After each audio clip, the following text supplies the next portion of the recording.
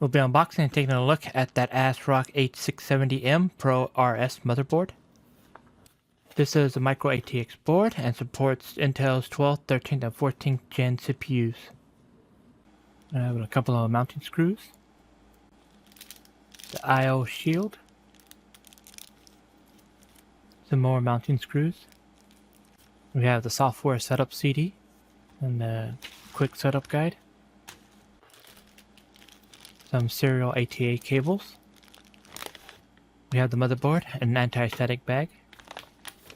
It has a sleek black and silver design.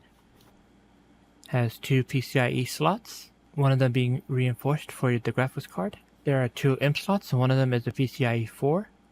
The board has 4 DDR DIMM slots, supporting up to 128 GB of RAM. It has USB 3.2 Gen 1 and Gen 2 ports, along with HDMI and DisplayPort integrated graphics.